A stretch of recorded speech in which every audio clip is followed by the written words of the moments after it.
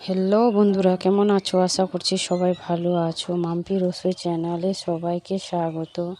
আজকে আমি দেশের বাড়ি ঘুরতে এসে আমের গাছে আম দেখে লোভ সামলাতে পারলাম না। আমি আজকে আমের চাটনি বা আমের ভর্তা বলতে পারো তোমরা। গ্রামের বাড়ি আসলেই আমি আমের চাটনি খেতে অনেক ভালোবাসি।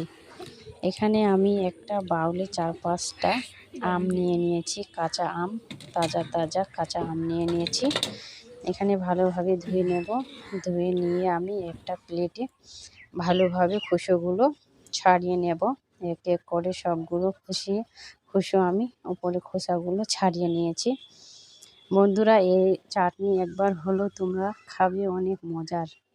তোমরা খালে বারবার খেতে ইচ্ছে করবে। এখানে আমি একটা ব্লেন্ডার নিয়েছি।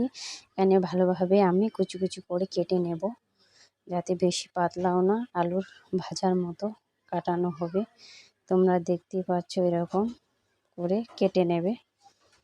এরকম করে ভালোভাবে কেটে নেবে সবগুলো আম। আমি এখানে কেটে নিয়েছি, দেখতেই পাচ্ছ। এই চাটনি খেতে অনেক মজার, তোমাদেরকেও ভালো লাগবে, একবার ফলো করে দেখবে।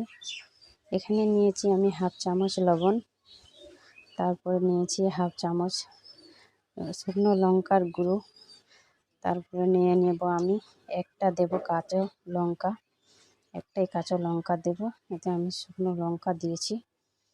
তারপরে আমি এখানে পেঁয়াজটাকে ভালোভাবে কেটে নেব, যাতে আমি আমগুলো কেটে নিয়েছি, আমি পেঁয়াজটাকেও ভালোভাবে কেটে নেব।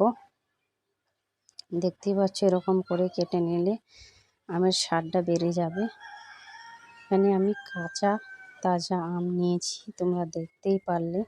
এরকম করে একবার চাটনি খালে তোমাদের বারবার খেতে ইচ্ছে করবে। তোমাদেরকে যদি ভালো লাগে, লাইক শেয়ার সাবস্ক্রাইব করে দেবেন বন্ধুরা। আমার সঙ্গে থাকবে, এরকম নতুন নতুন ভিডিও পাওয়ার জন্য আমার সঙ্গে থাকবে। সবাইকে এরকম করে বানিয়ে নেবে। তারপরে ততক্ষণ দেখার জন্য অনেক অনেক ধন্যবাদ।